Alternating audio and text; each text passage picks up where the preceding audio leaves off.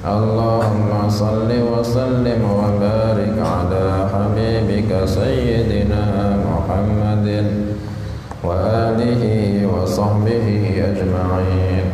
نويت التعليم والتعلم والنفع والاندفاع والتذكير والتذكر والحث على التمسك بكتاب الله وبسنة رسول الله صلى الله عليه وآله وسلم، والدعوة إلى الله والأمر بالمعروف والنهي عن المنكر ابتغاء مرضات الله وثوابه وفضله. أما بعد، قال رحمه الله تعالى: ونفعنا بعلومه وبأسراره في الدارين آمين.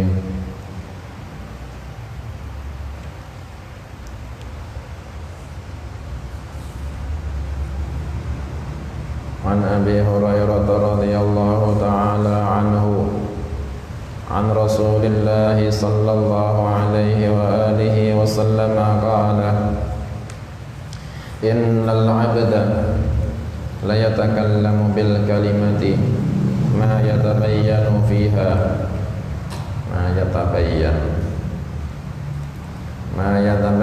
فيها يزل بها في النار أبعد ما بين المشرق والمغرب. Innal abda, sesungguhnya seorang hamba, la yatakallamu, sungguh dia bicara, bil kalimati, dengan satu kalimat, ma yatabayyanu, dia enggak mencari, dia enggak memikirkan gitu ya. Ma yatabayyanu, dia enggak memikirkan, fiha, di dalam kalimat, fiha, di dalam kalimat, yazillu,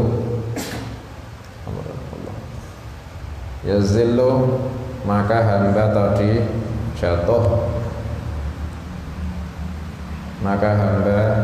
tadi jatuh, biha, sebab al kalimah,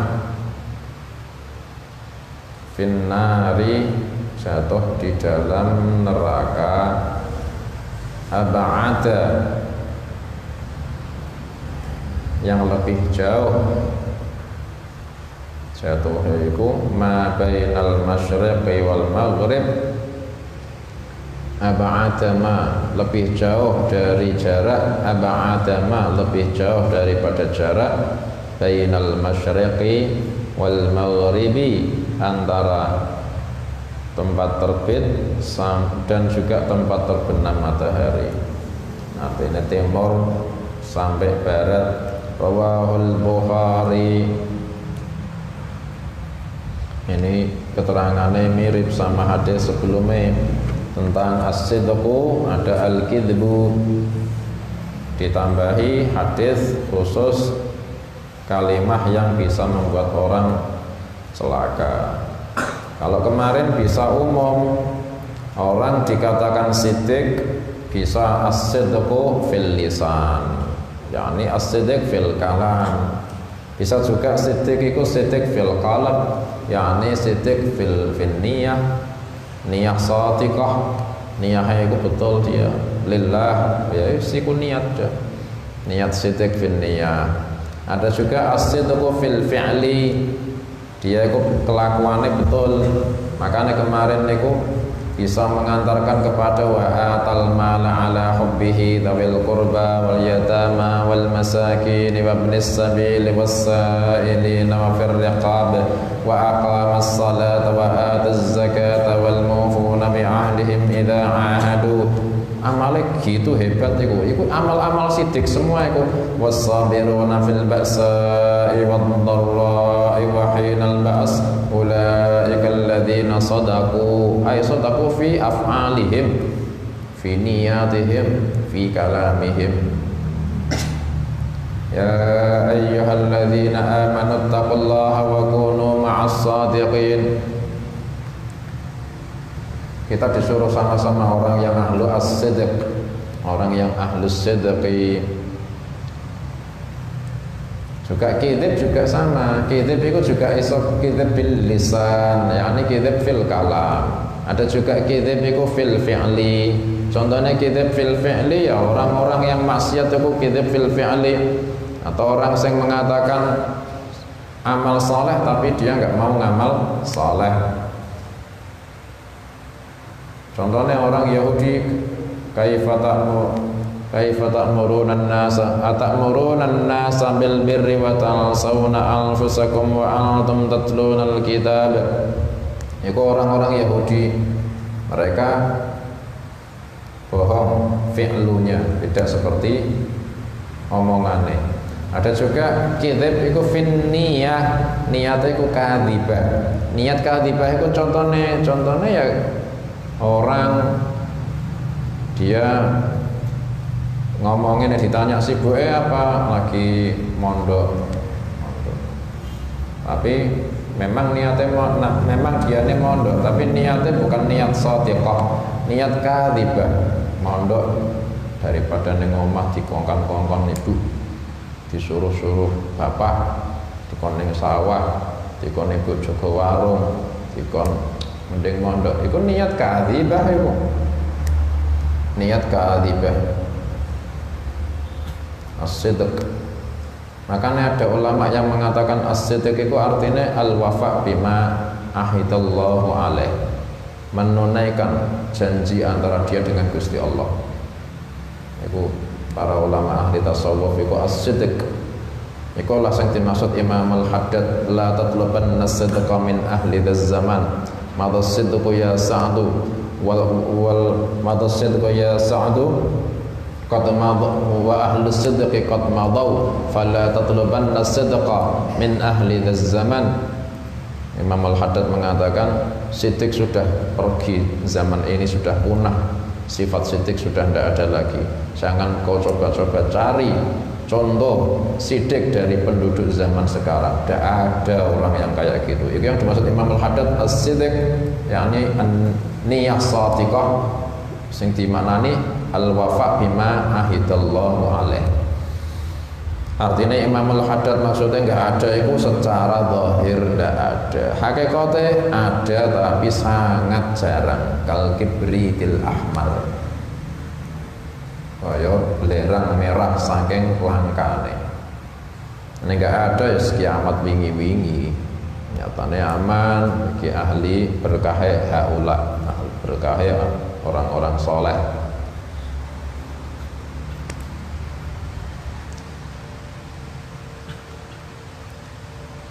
Melengkapi sebelumnya. Berarti kidzib itu juga kidzib ada seperti sidq. Ada kidzib itu kidzib fil lisan, ada kidzib itu fil fi'il, ada kidzib itu fil niyah.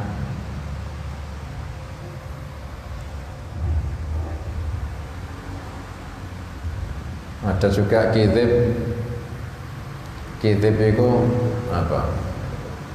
Kidzib yang diperbolehkan, istilah kata kita. Ada kidzib bohong tapi boleh, itu ada.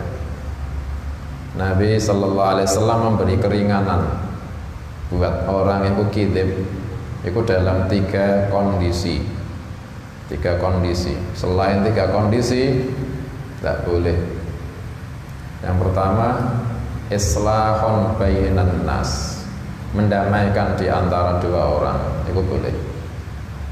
Bohong tapi tujuannya biar dua orang ini baik hubungannya, mendamaikan. Salah ada orang misuh-misuh, misuhi fulan bin fulan, akhirnya ketemu sama orang yang dipisuhi, ditanya, tadi kau mesti dengar dari fulan bin fulan. Ya saya dari rumah fulan. Mesti dia misuhi saya. Enggak, malah kirim salam kok sama kau. Padahal misuhi, malah kirim salam dia. Masa iya? Astagfirullah. Akhirnya malah bisa etika islah kan. Anak jujur ya malah remek, tambah gak rukun. Misuhi kau lah. Itu enggak dianggap dosa itu. Bohong yang tujuannya itu islahan bainan nas. Yang kedua kondisi perang. Kondisi perang itu kita dimaafke kalau kita itu bohong kondisi perang. Kalau perang kok jujur, ya membuat madarat pasukan kita, madarat pasukan kaum muslimin, malah nanti ada bohong itu dimaafke ketika di dalam kondisi perang. Yang ketiga, kondisi yang dimaafke buat bohong ketika suami ngomong sama istri atau istri ngomong sama suami. Kok ngapusi sidik-sidik, gak apa-apa deh, namanya juga biar apa, hatinya itu apa istilah, berbunga-bunga, istilah kata gitu. Istrinya diomongin sama suami, gak ada orang paling ayu kecuali kau, bohong jelas. Ngapusi mesti, ya, ngapusi dah. Tapi ngomong gitu itu dosa gak? Sing luwih ayu, artis hampir-hampir sandalan-dalan ayu kabeh. Tapi ngomong kayak gitu sama istrine, kok sing paling ayu, gak ngapusi, gak ngapusi. Oh, gak ngapusi apa? Gak betul. Tapi dia gak termasuk dosa. Nggak termasuk dosa ngapusi. Soalnya memang justru kayak gitu malah disuruh buat muasyarah bainahuma bil ma'ruf, muasyiruhunna bil ma'ruf. Istri itu kebutuhannya dipuji sama suami. Soalnya kalian tadi bojo ya sering-sering muji bojomu dhewe, aja muji bojone kok. Bojomu dhewe sering-sering kok muji. Itu kebutuhan perempuan itu gitu. Gak ada suaminya gak pernah muji. Ya lanang liya muji, ya wis kandile sama laki-laki ini bahaya. Itu laki-laki muji sampai bohong gak masalah, dimaafke, keringanan. Atau istri muji suamine, gak ada yang paling bagus kecuali kau. Ini ngapusi jelas ngapusi. Tidak dosa tapi malah justru itu bagus. Terutama kalau suami itu punya istri lebih dari satu, biasanya agak terjadi ngapusi. Mas, di antara istri-istrimu semua siapa yang paling kau cinta? Ya kamu. Akhirnya yang istri kedua tanya, siapa dari istrimu yang paling kau cinta? Ya kamu. Semua anakmu, ya, jelas ngapusi, tapi nggak dosa, malah itu yang bagus. Wa asyiruhunna bil ma'ruf, jujur, malah jujur ya remuk. Ditakoni, siapa yang paling kau cinta? Ya, sing anyar deh, jelas sing anyar. Ayo wis bet. Harus ada apa istilahnya? Dihias-hiasi, itu sekedar menghias omongan. Bohong yang kayak gitu kan hiasan omongan, nggak sampai bohong dari maliyah atau dari segi apa. Dimaafke. Cuma sebagian ulama ada yang mengatakan bohong yang kayak tadi dimaafke itu memang bohong yang dimaafke. Contohnya bohong yang dimaafkan ya kayak tadi itu kabeh itu, dan memang bohong itu. Tapi ada ulama yang mengatakan kalau yang dimaksud Nabi memberi keringanan 3 kondisi itu bohong gak dosa. Itu bukan bohong hakikatnya bohong, tapi tauriyah. Tauriyah itu pinter-pintere apa buat omongan. Tauriyah itu kita menggunakan lafaz punya 2 makna. Makna yang dekat sama makna yang jauh, makna qarib sama makna ba'id. Mungkin ketika kita ngomong pakai lafaz yang ada makna qarib, ada makna ba'id, pendengar pahamnya mungkin makna yang qarib, padahal kita itu makna ba'id yang kita maksud. Nabi Shallallahu Alaihi Wasallam pernah kayak gitu. Itu pun kondisi perang. Nabi ini bohong mutlak, gak pernah bohong Nabi. As-Sadiqul Amin, sebelum jadi Nabi Al-Amin loh. Apalagi ba'da Nabi, ba'da jadi Nabi. Ketika Nabi perang, pernah Nabi ditanya sama, pernah Nabi ketemu sama penggembala. Penggembala ini nggak paham, ini Nabi nggak paham. Ditanya, kalian ketemu pasukan dari Mekah? Iya. Berapa jumlahnya? Segini. Sekarang ketika ketemu di mana? Di sini. Ketika sekarang kira-kira di sini. Kalian dari mana? Penggembala ini balik tanya sama Nabi. Kalian dari mana? Nahnu min ma, kami dari air. Pikirnya orang penggembala, air itu mata air yang ini apa mata air yang itu. Padahal maksudnya Nabi, nahnu min ma'im mahin, dari air yang hina, mani. Manusia dari mani. Pikirnya orang penggembala dari air yang ini apa yang itu, sumur yang ini apa sumur yang itu. Itu tauriah. Enggak bohong itu, dimaafke. Itu penting kan? Tauriah. Tauriah itu penting. Kalian nisbatnya nanti ada orang itu kepingin niat tak baik, cari-cari kesalahan, kalian gunakan ilmu kalian, itu tauriah kalian. Imam Syafi'i pernah buat tauriah tentang kitab-kitab Allah, itu makhluk berarti hadis atau qadim. Itu Mu'tazilah mempengaruhi kerajaan sudah. Akhirnya kerajaannya memaksa orang-orang itu buat beralih paham Mu'tazilah. Sampai Imam Syafi'i disidang. Imam Syafi'i ditanya, kalamullah hadis am qadim? Dijawab, kalamullah. Taurat, Zabur, Injil, Al-Quran. Hadhil arba'ah hadis. Iki empat-empatnya baru semua. Sing dipahami apa?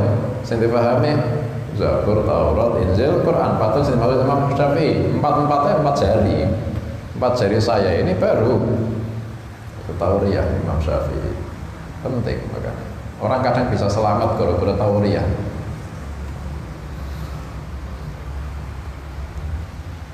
Tauriah banyak.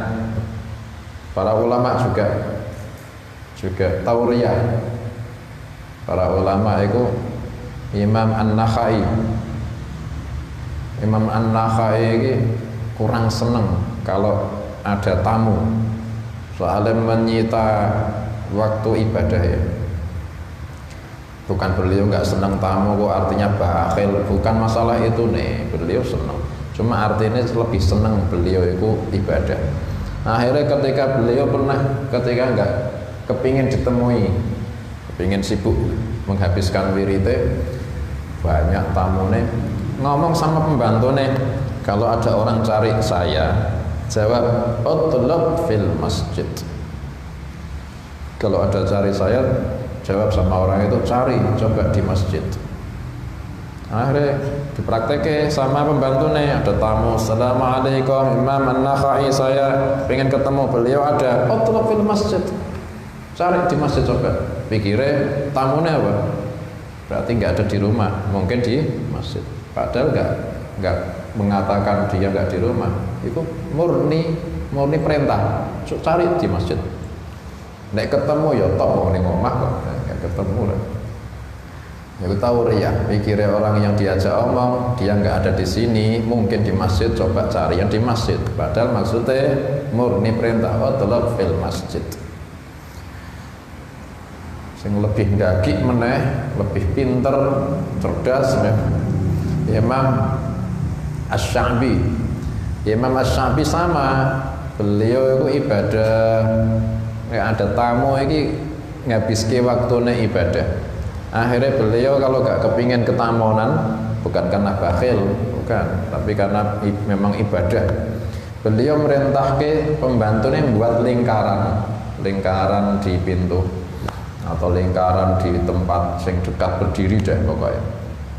Lingkaran, kalau ada orang cari saya, Imam Syafi'i yang buat lingkaran, malah buat lingkaran di dekat pintu mungkin. Ada lingkaran mungkin dibuat toko kapur, toko nggak tahu, pokok lingkaran, toko batu, pokok lingkaran kan digesek ke bisa. Dibuat ke lingkaran sama Imam Syafi'i dekat pintu nih mungkin pintu rumah. Akhirnya Imam Syafi'i ngomong sama pembantunya, kalau ada orang cari saya, jarimu sing telunjuk nempel di tengah-tengah lingkaran. Kemudian ngomongan, jawaban, laisa huna, dia tidak di sini. Akhirnya sambil ngomong sambil mencet tengah-tengah lingkaran, laisa huna, dia tidak di sini. Akhirnya ada orang tamu, Imam Syafi'i ada, saya mau pengen ketemu. Mencet, laisa huna, dia tidak di sini. Pikirnya orang tamu nih enggak di rumah, atau maksudnya enggak di sini tengah lingkaran, enggak ada di tengah-tengah lingkaran. Itu tahu ya, tahu ya.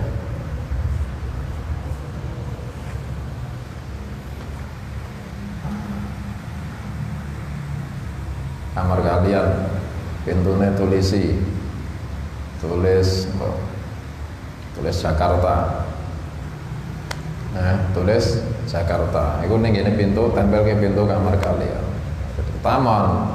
Fulan ada lagi di Jakarta. Lagi Jakarta kamar Jakarta. Dikasih nama kamar Jakarta. Tahu ya? Iku pinter-pinteran iku. Iku enggak termasuk bohong. Enggak termasuk bohong. Abu Bakar Siddiq pernah ketika sama Nabi jalan, ketika itu masa perang. Bukan perang.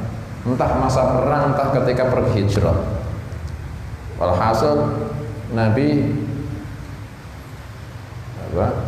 dalam rangka menyelamatkan diri atau menjaga Nabi, istilah kata.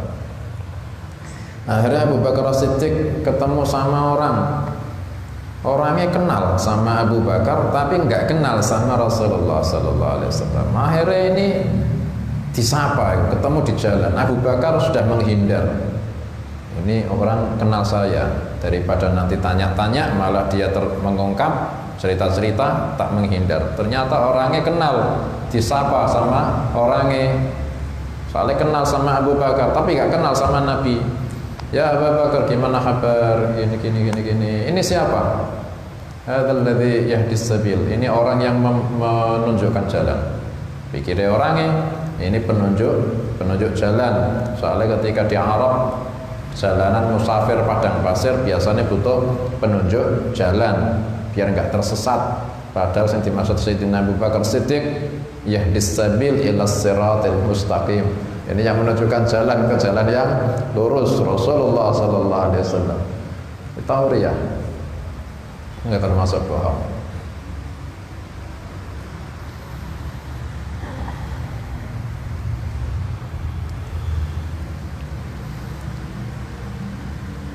Ini juga hadis yang kemarin, itu juga ada bisyarah, juga ada ancaman. Kemarin dikatakan wa innar rajul la yasduq hatta yuktaba 'indallahi siddiqa. Orang itu akan terus-menerus jujur, berusaha terus jujur sampai dia dicatat, ditetapkan di sisi Allah sebagai siddiqa, ahli jujur. Iki bisyarah. Bisyarah buat orang yang ahli omongan jujur, insya Allah itu dia husnul khatimah. Soalnya yuktaba indallahi siddiqa, kalimat yuktaba ditetapke iku artinya entah dicatat, entah di lauhil mahfud, entah di yuktabu iku maknanya ditetapke yang enggak akan dirubah, artinya tidak akan dirubah sejak ditetapke iku Gusti Allah menetapke ini orang siddiqan, ahli jujur, dan enggak akan dirubah iku ketetapannya Gusti Allah. Artinya dia nggak akan mati kecuali husnul khatimah sebagai orang yang masih disebut siddiq. Yani yuktab indallahi siddiqan ila yaumil qiyamah, maksudnya ila yaumil qiyamah. Iku bisyarah buat orang yang ahli as-sidq. Sungguh-sungguh orang kalau ditetapkan sama Allah siddiq, berarti bisyarah insyaallah meninggalnya husnul khatimah. Kalau sudah ditetapkan sama Gusti Allah itu siddiq, berarti itu bisyarah dia meninggal husnul khatimah. Itu iblis atau setan, khususnya setan yang ditugaskan ganggu ini orang, itu gegere patah, punggungnya patah. Punggungnya patah itu kinayah dari gagal, binasa, gagal, nggak ada kekuatan, kalah. Iblis pernah ngomong, dhahara qasama dhahri man sa'alallaha husnul khatimah. Orang yang minta sama Allah husnul khatimah itu berarti dia mematahkan punggungku. Ustaz kudu maksiat, terus kepleset dia maksiat, akhirnya Ustaz pengaruhi dia malas ibadah, wis malas ibadah. Tengah-tengah doa Allahumma inni as'aluka husnal khatimah. Kok enak. Ayo capek-capek meleset ke, ngelincir ke, buat dia malas ibadah. Tengah-tengah doa, sekali doa husnul khatimah, padahal Gusti Allah enggak akan nolak permintaan. Akhirnya dituruti maksiat, akhirnya tobat, mati husnul khatimah. Setannya cuma gini ya. Cuma tak kudu. Wa innal kadzib yahdi ilal fujur wa innal fujur yahdi ilan nar wa innar rajul la yakdzib hatta yuktaba 'indallahi kadzdzaba. Itu juga al-wa'id syadid, ancaman yang menakutkan buat ahli kadzib. Mereka itu hadisnya orang akan terus menerus yakdzib, bohong, sampai dia dicatat di sisi Allah sebagai kadzdzab, artinya meninggalnya naudzubillah iku su'ul khatimah. Soalnya ketika dia ditetapkan sama Gusti Allah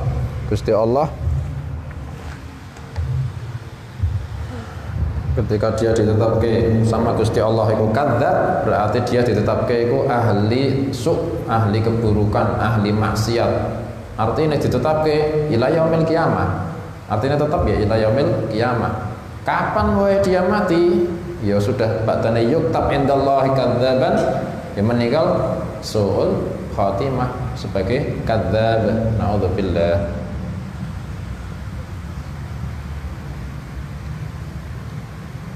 Ini juga dalil orang yang melazimi sifat tertentu, itu dia bisa ditetapkan sebagai ahli sifat tertentu. Orang yang melazimi siddiq, dia boleh dinamakan siddiq. Orang yang melazimi kadzib, dia boleh disifati kadzdzab. Orang yang ahli sedekah, dia boleh dijuluki al-jawad. Orang yang melazimi ilmu, dia boleh dijuluki al-alim. Ini boleh mensifati orang dari sifat yang dia berusaha melazimi itu. Dan nggak boleh melazimi, nggak boleh mensifati orang yang nggak punya sifat yang dia lazimi. Orang ngapusinan dijuluki as-shadiq, tidak ada itu. Yang berhak dia sandangi sifat ya sesuai yang dia lazimi. Makanya Nabi sallallahu alaihi wasallam, Ibnu Mas'ud yang rawi hadis ini mensifati Nabi pernah dalam salah satu hadis dalam Arba'in Nawawi, sami'tu an Rasulillah sallallahu alaihi wasallam wa huwa as-sadiqul masduq. Dan beliaulah sallallahu alaihi wasallam as-sadiq, orang yang ahli sidq, al-masduq, dan yang dibenarkan omongannya hadisnya. Orang nggak pernah jihad, ya jangan dipanggil al-mujahid fi sabilillah. Jihad baik jihad bis saif maupun bil qalam, ya jangan disebut mujahidin fi sabilillah. Orang nggak pernah ngaji, ya jangan disebut al-muta'allim, talib ilm, ngaku-ngaku talib ilm, ngaji tidak pernah. Itu nggak bisa itu. Orang hanya boleh disifati menurut sifat yang dia berusaha melazimi terus menerus. Saya talib ya dong, gak pernah ngasih, abusif berarti.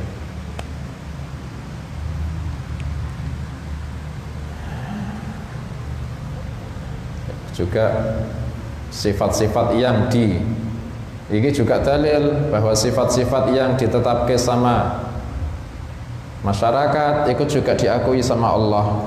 Begitu juga sebaliknya, sifat yang diakui Allah ikut juga diakui di masyarakat.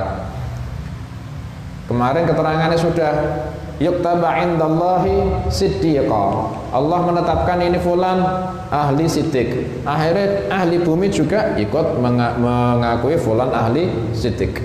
Berarti dari langit diterima bumi. Langit Gusti Allah menetapkan fulan kadzab, ahli bohong. Akhirnya ahli bumi semua ikut sepakat bahwa fulan memang ahli kadzib. Berarti dari langit itu juga pengaruh ke bumi. Bisa sebaliknya, dalam hadis lain. Cuma kita juga beda bab, memang beda bab. Cuma ini hanya dalil bahwa ketika orang dijuluki punya melazimi sifat kebaikan atau keburukan, itu Gusti Allah juga menganggap dari bumi. Selain kita menganggap dari langit, langit juga menganggap dari bumi. Dalam hadis yang lainnya itu ketika ada jenazah, para sahabat itu tanya, siapa itu jenazah? Fulan bin fulan. Akhirnya ada satu sahabat mengatakan innahu min ahlil khair, dia termasuk orang baik. Nabi bersabda wajabat, ditetapkan buat dia. Ada jenazah lainnya, sahabat tanya, siapa itu? Fulan bin fulan. Sahabat mengatakan innahu min ahli syarr, dia buruk. Akhirnya Nabi sallallahu alaihi wasallam bersabda wajabat, sudah ditetapkan. Sayyidina Umar tanya, ma wajabat ya Rasulullah, apa yang ditetapkan? Nanti ketika kalian mengatakan fulan itu ahlul khair, Gusti Allah akan menetapkan dia itu ahlul khair tanpa peduli lagi amalannya sebetulnya apa. Kalian mengatakan khair, ya khair, padahal Gusti Allah tahu amalan buruk-buruk. Itu fadilah kita ishad alal mayyit tapi alal khair. Dan ketika kalian mengatakan jenazah fulan bin fulan itu termasuk ahli syar, ahli keburukan, Gusti Allah pun menetapkan ahli syar. Meskipun Gusti Allah itu tahu sifat baik, kalian mengatakan syar, Gusti Allah menetapkan syar. Itu bahayanya kita ishad ala syar. Nah, karena kalau ada jenazah kita mengamalkan ishad alal mayyit bil khairi aja bisyar. Ada dalam hadis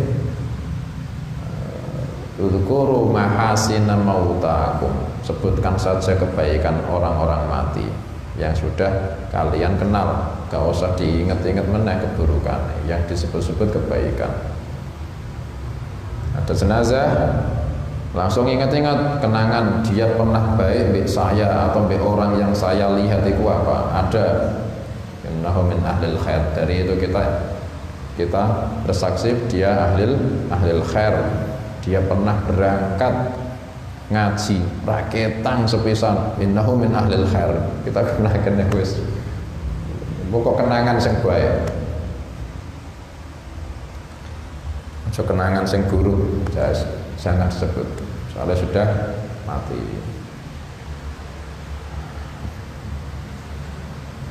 Hadis nomor 41, Nabi sallallahu alaihi wasallam bersabda, innal 'abda la yatakallam, ada seorang hamba itu ngomong pakai lesane bil kalimah, dengan satu kalimat atau lebih, ma yatabayyanu fiha, dia enggak mikir akibatnya, kalimat pokok ngomong, padahal akibatnya itu madharat.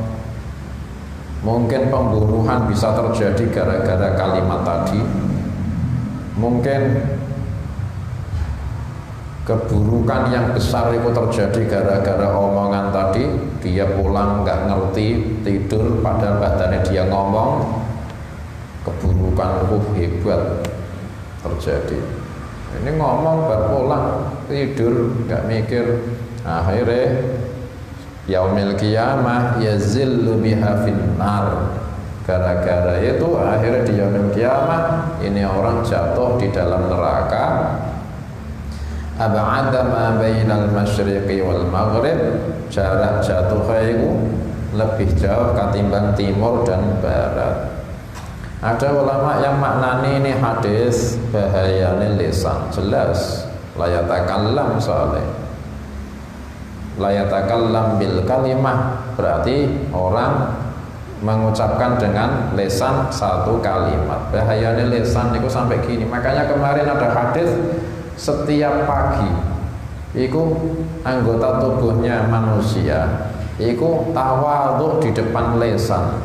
Ya lisan, in istaqamta istaqamna wa in i'wajajta i'wajajna ittaqillaha fina. Wahai lisan, takwalah sama Allah di dalam perihal kami anggota tubuh. Kalau kau istiqomah, kami akan selamat. Kalau kau bengkak-bengkok, kami yang juga akan celaka. Enggak cuma kau, wahai lisan. Fatuba li ahli li sahibil lisanil mustaqimah. Beruntung orang yang punya lisan itu mustaqimah, istiqomah.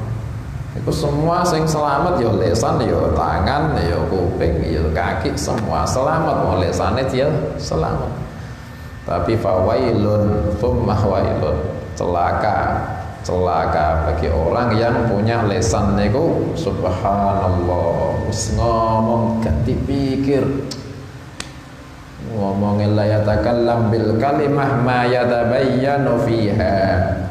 Dia ngomong satu kalimat bahkan lebih tanpa dipikir, setelahnya itu buang waktu meledak. Dia terima ngomong, setelah itu pulang tidur. Ketika tidur itu yang tadi dia omong itu pembunuhan mungkin, atau pertumpahan darah, atau cekcok, atau memutus silaturahim sampai turut. Itu gara-gara kalimat afate lisan itu bahaya. Akhir zaman tambah banyak kayak gitu. Makanya kita itu sudah alaikum anfusakum, tetap amar ma'ruf nahi munkar mutlak. Cuma setelah ba'da amar ma'ruf nahi munkar gak usah lihat hasilnya.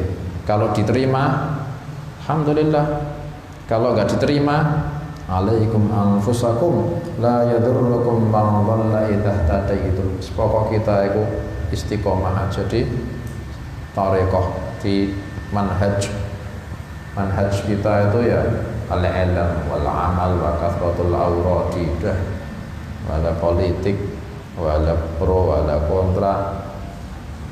Beda masalah yang hubungannya sama ilmu yang dibahas, bahasan dah. Cuma setelah itu cukup kita sekedar bahas masalah keilmuan dah. Gak usah bahas terlalu dalam. Nek bukan ahli ini, kalau bukan ahli ini gak usah ikut-ikut ngomong. Mending orang itu lebih selamat punya udhunun wa'iyah ketimbang lisanan mutakallim. Soalnya afate lisan itu paling besar.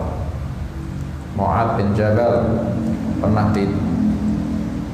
tanya sama Nabi, ya Rasulullah, dullani ala amal yudkhilunil jannah wa yujannibani minan nar wa yub'idani minan nar.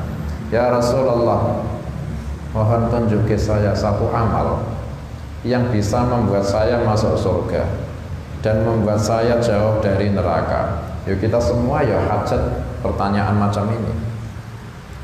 Sayyidina Mu'ad bin Jabal tak pernah tanya macam itu. Nabi jawab, laqad sa'alta an 'azim ya Mu'ad. Wahai Mu'ad, pertanyaanmu agung, besar. Ya Mu'ad, anta ta'budullaha wa la tusyriku bihi syai'a. Kau sembah Allah, jangan musyrik. Wa tuqimus shalah wa tu'tiz zakah wa tasum Ramadan wa tahujjul bait. Rukun Islam intinya. Kau salat, puasa, zakat, haji. ikulah amal sing bisa membuat kau masuk surga dan jauh dari neraka. Ala atulluka ala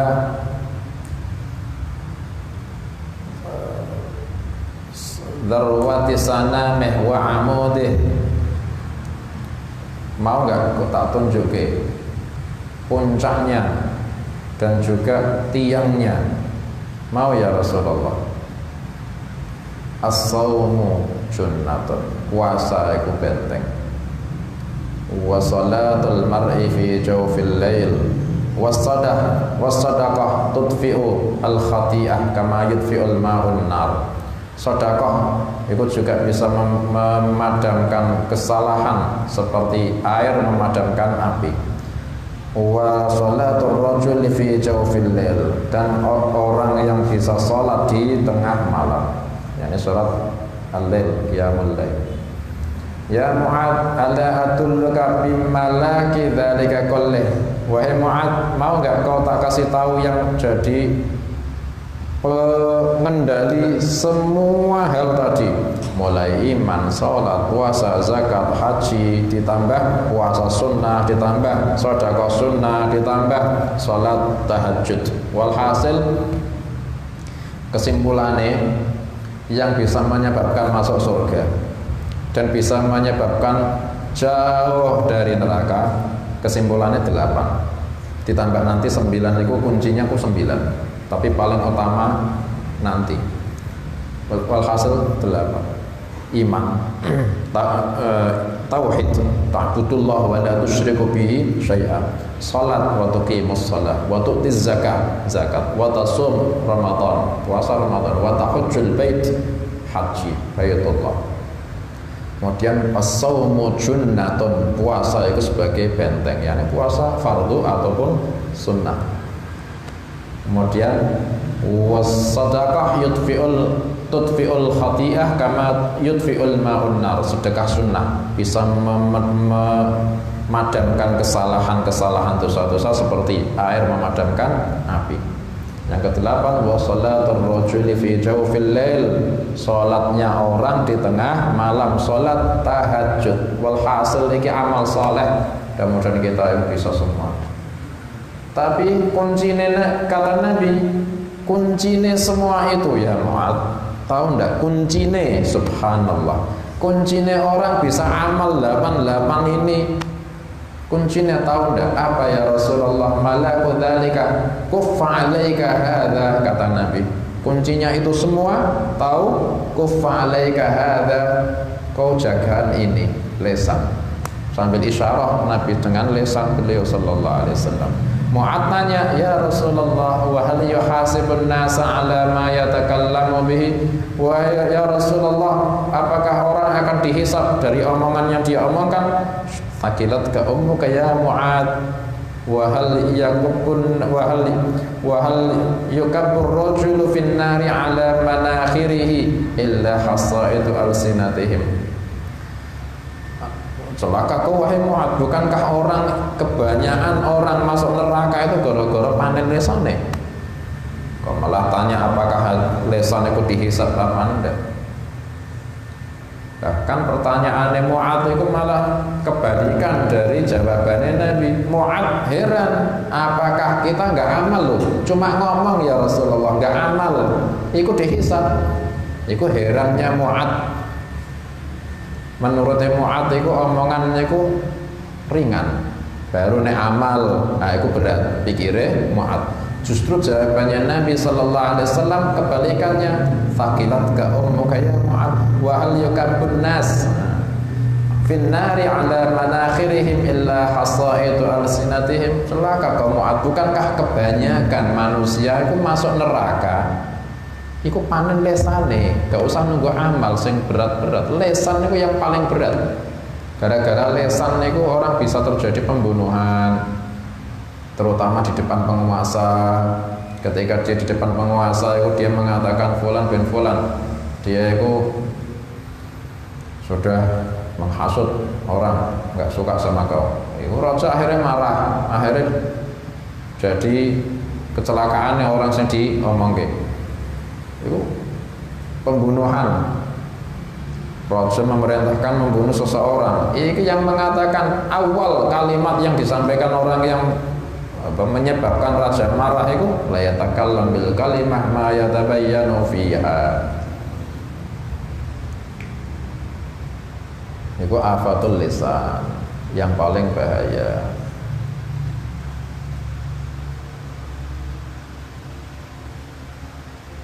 Berkat lisan orang bisa terjaga dari neraka.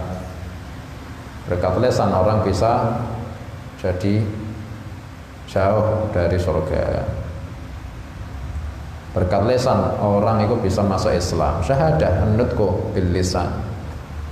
Berkat lisan juga, bukan berkat ya. Gara-gara lisan juga orang bisa murtad, ngomong perkataan sing bisa membuat dia murtad. Ma yatabayyanu fiha. Dia enggak mikir akibatnya ucapan.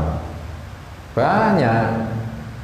Dan kalian gak usah ikut-ikutan kalimat-kalimat sing isinya nggak apa syariat, nggak apa Nabi sallallahu alaihi wasallam, nggak apa Al-Qur'an, nggak apa hadis Nabi, nggak apa ulama, nggak apa Allah, nggak apa Rasulullah sallallahu alaihi wasallam geguyu di depan orang-orang tentang kisah-kisah ketika itu menceritakan Nabi diguyu, gak usah ikut-ikutan. La yatakallamu bil kalimah ma yatabayyanu fiha. Banyak itu. Kita itu sudah jaga lisan kita aja dah. Amar ma'ruf nahi munkar dah. Setelah itu alaikum anfusakum la yadurrukum man dhalla idza tadaitu. Masih banyak sekarang yang kayak gitu, kita enggak usah terpengaruh. Enggak apa, Kanjeng Nabi kok digapah, subhanallah. An Anas radhiyallahu ta'ala anhu an Rasulillah sallallahu alaihi wa alihi wasallam qala, kalian nanti ketika jadi kiai, dai, tunjukkan ilmu jelas. Cuma tonjolkan betul-betul adab ketika ada Al-Qur'an dibacake. Ketika menceritakan Rasulullah sallallahu alaihi wasallam, adab itu ditunjukkan. Itu syiar. Biar orang-orang tahu ini loh yang harusnya kita kalau adab itu kayak gini. Soalnya zaman akhir itu sudah banyak sing gampang ke sya'airullah. An Anas radhiyallahu ta'ala anhu an Rasulillah sallallahu alaihi wa alihi wasallam qala inna Uhudan jabalun yuhibbuna wa nuhibbuhu. Terutama sunnah Rasul. Sekarang banyak yang enggak apa sunnah Rasul, masalah jenggot diomo, subhanallah. Masalah apa? Sarung apa? Cingkrang diomo. Itu masyru' ada semua. Masalah yang dibicarakan itu kita faham, yaitu akidah yang beda, faham yang beda. Ya jangan ngomong jenggotnya. Omongkan itu akidahnya itu gini-gini, jelas kok, yang gentle. Jangan ngomong jenggot lu, jenggot ini. Nabi juga menganjurkan aful lihyah, menganjurkan untuk memelihara. Gak iso dipungkiri kan. Nabi juga menganjurkan itu sarung, kalau bisa jangan sampai batas mata kaki. Tidak akan ada yang bisa mengkiri. Masih harap dipeluntar-peluntar maknane. Tujuannya itu apa? Tujuannya itu mereka yang biasa ngamalki tidak semadhab sama ini. Ya mungkin madhabnya. Gak usah ngomongin masalah isbal, larangan isbal. Memang ada, gak akan bisa ditutupi. Sorban digapah. Apa maksudnya? Sorban digapah. Paham, maksudnya enggak pas sorban itu yang pakai sorban akidahnya beda. Ngomong ke akidahnya, bahasan dan akidah. Jangan ngomong masalah sorbannya. Sorban mutlak. Nabi mengimamahi Sayyidina Ali bin Abi Thalib. Ajib. Sorban Abu Jahal ya sorbanan. Astaghfirullahaladzim. La yatakallam bil kalimah ma yatabayyanu fiha. Hati-hati. Bahkan ada yang namanya ruwaibidah, lebih dahsyat lagi. Orang bicara masalah apapun, semua koyok-koyok dia itu ahli nih. Padahal kita nggak boleh ngomong kecuali kita harus ahli di situ. Ngomong apapun, fatwa ikut fatwa, politik juga ngomong, hadis melok dia mensyarahi hadis, bahkan tafsir itu dia melok mentafsiri tafsir menurut dia. Semua itu padahal orang awam itu ruwaibillah itu akhir zaman. Hati-hati, hati-hati. Ya Latif, ya Latif. An Anas radhiyallahu ta'ala anhu an Rasulillah sallallahu alaihi wasallam qala inna Uhudan jabalun yuhibbuna wa nuhibbuhu. Inna Uhudan, sesungguhnya gunung Uhud, nah ini gunung lebih afdal ketimbang manusia gara-garanya punya mahabbah. Inna Uhudan, sesungguhnya gunung Uhud, jabalun itu gunung, yuhibbuna yang cinta sama kita, wa nuhibbuhu dan kita cinta sama itu gunung Uhud. Rawahul Bukhari wa Muslim. An Anas radhiyallahu ta'ala anhu an Rasulillah sallallahu alaihi wasallam qala. Ini diriwayatkan, ini hadis Nabi menyebut-nyebut gunung Uhud, gunung yang cinta sama kita dan kita cinta sama Uhud. Ini enggak sekali Nabi menyabdakan hadis ini, berkali-kali. Ketika Nabi perang dari haji, Nabi ketika masuk Madinah pertama lihat Uhud bersabda ini. Nabi pulang dari perang Tabuk lihat gunung Uhud, Nabi bersabda ini. Ungkapan cinta itu kayak gini. Kanjeng Nabi ketika melihat gunung Uhud, gunung Uhud itu gunung di Madinah. Di Madinah pernah terjadi Nabi perang, disebut perang Uhud soalnya perang yang terjadi di latarnya gunung Uhud. Ada yang mengatakan dikasih nama Uhud dari nama Ahad, satu, sendirian. Ada yang mengatakan soalnya gunung Uhud pisah dari gunung-gunung lainnya, tidak ada gunung lainnya di dekat Uhud, gunungnya cuma ikut tok, makanya dinamakan Uhud. Padahal di Hijaz itu terkenal namanya itu Tihamah. Tihamah itu daerah pegunungan, gunung nyambung Tihamah. Tapi Uhud sendirian, makanya dinamakan Uhud. Ketika Nabi sallallahu alaihi wasallam perang Uhud, Nabi di pelatarannya Uhud. Kemudian Nabi ketika pulang dari haji wada lihat Uhud, ketika pulang dari perang Tabuk, Nabi lihat Uhud. Nabi itu mengungkapkan mahabbahnya. Itu mahabbahku kayak gini, diungkapke. Inna Uhudan jabal yuhibbuna. Dan subhanallah, Nabi mengungkapkan cintanya ke Uhud. Dan Uhud juga mengungkapkan cintanya ke Nabi. Jabalun yuhibbuna. Ini Uhud cinta sama kami. Itu Nabi tahu dari mana? Nabi entah dikasih tahu Gusti Allah, ya Muhammad mungkin itu Uhud cinta sama kau, dikasih tahu Gusti Allah, akhirnya Nabi tahu kalau Uhud cinta sama Nabi. Mungkin atau mungkin Nabi itu tahu dari Uhudnya langsung. Uhud itu mengungkapkan kecintaan dengan bahasa gunung, entah bahasa gunung yang Nabi tahu, kita tidak tahu. Akhirnya Nabi tahu kalau Jabal yuhibbuna, Uhud adalah gunung yang cinta sama kami. Gunung yang cinta sama kami, Nabi tahu. Entah Allah yang ngasih tahu, entah Uhud yang menyampaikan dan Nabi tahu, tapi kita tidak tahu. Walhasil Nabi menerima pesan cinta dari Uhud dan Nabi membalas cintanya Nabi kepada gunung Uhud. Nah, itu cinta enggak bertepuk sebelah tangan. Sekarang usah ngapalna lagu-lagu kayak gitu, tambah meranat tok itu. Itu cinta yang gak akan bertepuk sebelah tangan, ya ini cinta Gunung Uhud. Itu cinta Gunung Uhud. Subhanallah, ba'dane Nabi mengungkapkan cinta, itu Gunung Uhud itu juga pernah mengungkapkan yang bisa diketahui para sahabat kalau Gunung Uhud memang cinta betul sama Nabi. Pertama, Nabi Sallallahu Alaihi Wasallam mengunjungi Uhud itu setiap tahun. Tapi bukan karena gunungnya, mungkin juga salah satu karena gunungnya, karena Nabi juga cinta. Tapi yang paling jadi tujuan utama, Nabi sallallahu alaihi wasallam yazuru qatla Uhudin kulla haulin.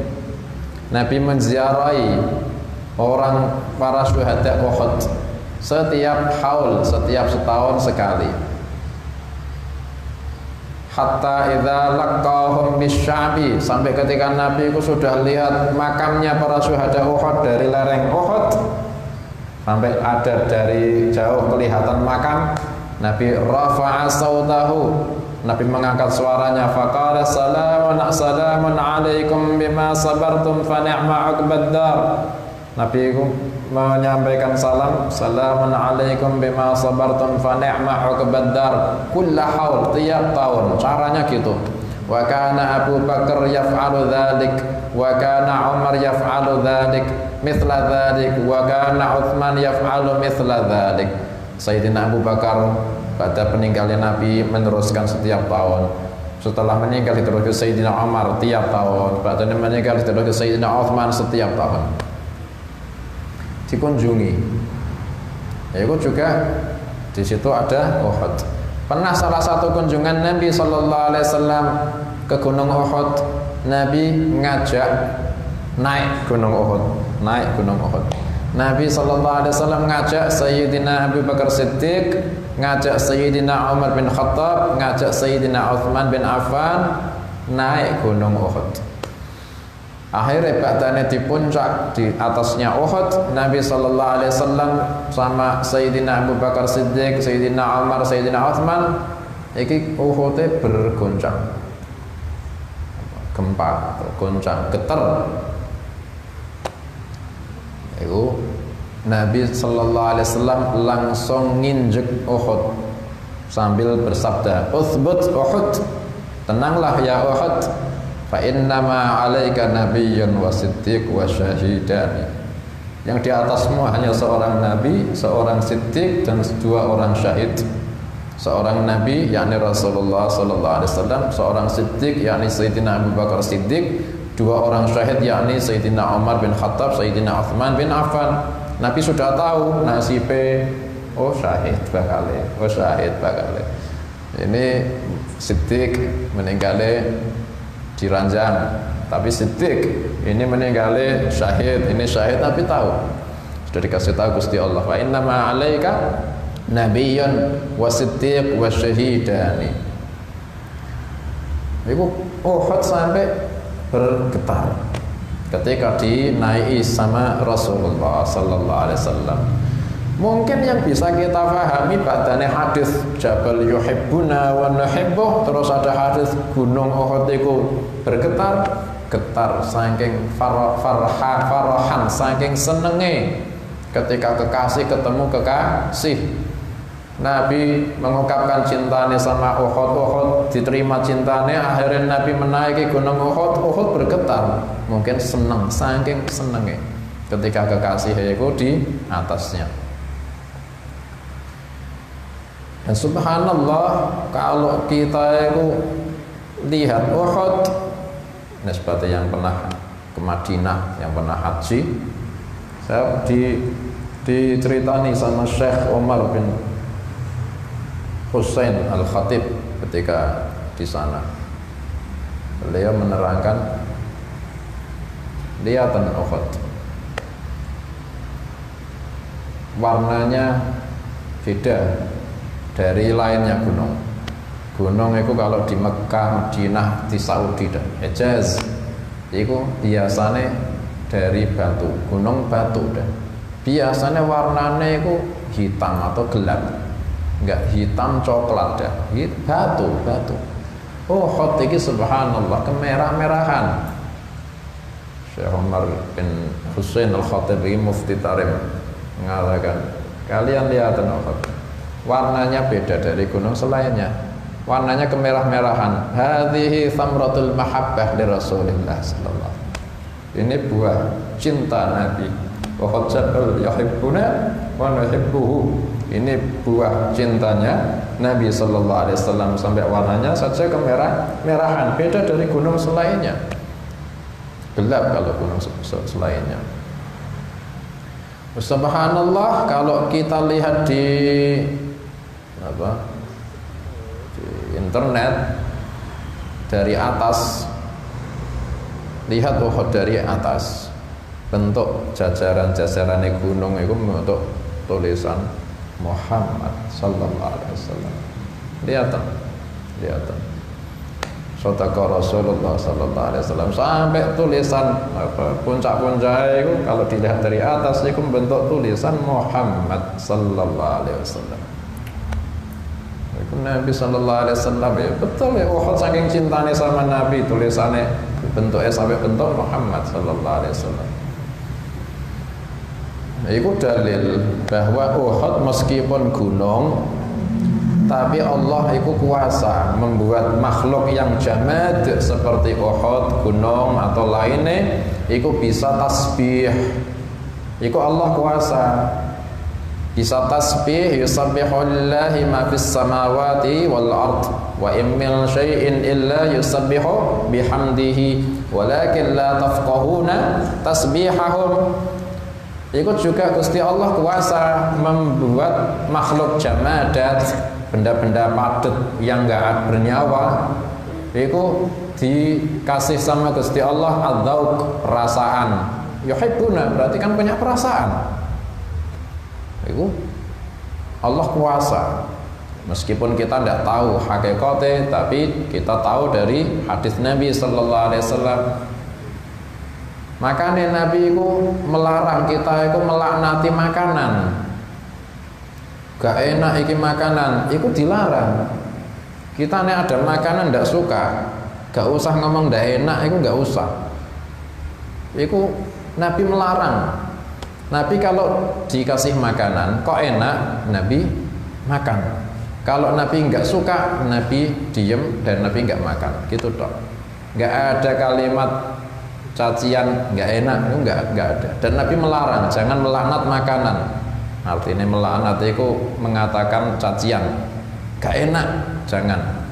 Subhanallah, peneliti itu mengatakan makanan, subhanallah, makanan sate opo sing terus nisbate daging ya nisbate binatang sudah dimati sudah disembelih, nisbate mungkin enggak binatang, tahu tempe sebelumnya ya enggak bernyawa, tumbuhan. Itu ketika makanan dikatakan enggak enak, itu makanan itu langsung punya apa istilahnya, sel-sel apa istilahnya, negatif langsung. Negatif yang kalau dimakan hanya madarat buat tubuh. Apa protein, apa sing positif itu semuanya itu berubah. Ketika dikatakan di depannya ndak enak, langsung negatif. Subhanallah, punya perasaan itu makanan. Itu mendukung hadis Nabi, gunung yang cinta sama Nabi. Gunung, iya gunung cinta. Makanannya bisa nesu ketika dikatakan tidak enak. Itu ada lauk. Bahkan juga mendukung hadis Uhud jabal yuhibbuna wa nuhibbuh, yaitu wa haninul jid'i lahu. Apa? Menangisnya apa? Pelepah kurma, pohon kurma yang dijadikan tiang masjid menangis hanya ditinggal Nabi, padahal ditinggal itu jarak berapa meter dok, itu nangis, nggak dipeluk Nabi buat sandaran. Itu wahaninul jid'i lahu, padahal ditinggal itu baru sehari, cuma berapa meter, nangis ngerang-ngerang. Itu juga apa itu? Tahu rindu sama Nabi. Iku mendukung hadis yuhibbu jabal Uhud yuhibbuna wa nuhibbuhu. Ini juga dalil kita itu boleh mencintai jamadat. Ketika jamadat itu ada fadilah dari segi agama. Boleh. Nabi cinta sama Uhud. Uhud kan gunung. Boleh tak kita cinta sama gunung? Nabi cinta sama gunung. Soalnya Uhud dikatakan sama Nabi punya fadilah dari segi din. Apa fadilahnya? Yuhibbuna. Cukup kalau nisbatin Nabi alasan cinta sama Uhud, nisbatin Nabi alasan cinta sama Uhud, soalnya Uhud cinta sama saya, kata Nabi. Kita juga harus cinta sama sesuatu yang dicintai sama Nabi. Nabi cinta sama Uhud, kita harus ikut cinta sama Uhud. Kalau kita cinta sama Kanjeng Nabi, itu juga dalil kita boleh cinta sama sesuatu yang ada meskipun barang, tapi ada fadilah dari segi diniyah. Mungkin bisa dinamakan barokah. Ada cinta sama misal jubah atau baju ada barokah, bajunya seorang soleh, atharus solihin, cinta boleh, ada fadilah dari segi diniyah atau barokahnya. Ada peninggalan Nabi Sallallahu Alaihi Wasallam, ada tongkatnya Nabi, barang kan mati kan, cinta sama tongkat, oh cinta boleh, ada fadilah. Nabi cinta sama gunung, sama. Kita nggak boleh cinta sama sesuatu yang ada barokahnya. Nabi juga cinta sama gunung. Ini juga dalil kalau kita itu bisa dicintai sama barang-barang sekitar kita, sama seperti Nabi dicintai sama barang-barang di sekitarnya Nabi Sallallahu Alaihi Wasallam. Kita juga bisa sama. Kenapa Uhud cinta sama Nabi? Rasulullah Sallallahu Alaihi Wasallam. Iya, pangkatnya Rasulullah, tapi dari segi amal solehnya pasti Uhud cinta sama Nabi gara-garanya mesti karena semuanya ada. Kalau Rasulullah habis perkara ya, habis urusan. Tapi kan juga dari segi amal soleh itu kita juga bisa sama kayak gitu. Kita itu bisa disenangi sama barang-barang sekitar kita. Itu kalau ada amal soleh yang mereka temu. Sebaliknya amal maksiat itu juga bisa jadi alasan barang-barang lingkungan sekitar kita itu membenci kita. Makanya betul ketika maksiat itu membawa kesialan, itu betul. Dulu itu seorang ulama itu ketika nemu kudane itu ketika dinaiki biasanya bisa normal stabil. Pernah dinaiki itu degar-degar. Apa dinaiki itu kadang juga mau dilangkai, dinaiki juga angel. Itu yang dilakukan itu gak kayak zamannya kita langsung kudane sing dipukul. Itu mereka langsung lari itu istighfar. Ketika kudane degar-degar, astagfirullahaladzim, dosa apa iki sampai lingkungan, sampai kuda iki engkar sama saya. Astagfirullahaladzim, larinya itu istighfar. Barangkali dia maksiat, itu akhirnya jadi alasan sekitarnya benci. Itu juga dalil kalau kita amal saleh, itu juga membawa kecintaan lingkungan sekitarnya kita. Orang kalau meninggal juga sama. Orang saleh meninggal, iku yang nangis ya keluargane jelas. Tapi bumi langit juga nangis. Soalnya orang saleh iki meninggal. Kalau keluargane menangis, jelas punya perasaan. Langit juga nangis, soalnya juga langit itu sedih. Berarti langit juga punya perasaan. Langit itu nangis. Ya Allah, tidak ada lagi amal solehnya fulan yang dilaporkan malaikat menembus saya setiap hari. Sekarang sudah nggak ada lagi, soalnya orangnya sekarang meninggal. Itu langitnya nangis. Bumi juga nangis. Ya Allah, nggak ada lagi sujudnya fulan bin fulan, ibadahnya fulan bin fulan di atas saya. Soalnya dia sudah meninggal, nggak ada lagi sujudnya, nggak ada lagi amal soleh. Bumi nangis. Makanya ketika Fir'aun niku mati, iku dikatakan sama Gusti Allah, fama bakat alaihimus sama'u wal ardu, maka langit tidak menangisi, bumi juga tidak menangisi. Soalnya orang fasik itu kalau mati malah lingkungan itu jadi rahah, lego. Wafatnya Fulan bin Fulan al-Fasik itu jadi istirahah lingkungan-lingkungan dari amal fasik orang fasik. Tapi kalau orang saleh yang meninggal, itu jadi tangisan di lingkungannya sing meninggal. Dulu ada kisah terkenal, ada perempuan ini masih enom, santri, enom, masih muda. Perempuan ini namanya santri ya, talib ilm ya. Akhirnya dia baca Quran ini bagus gitu loh. Kalau baca Quran ini bagus, dilakuke, dikeraske sedikit.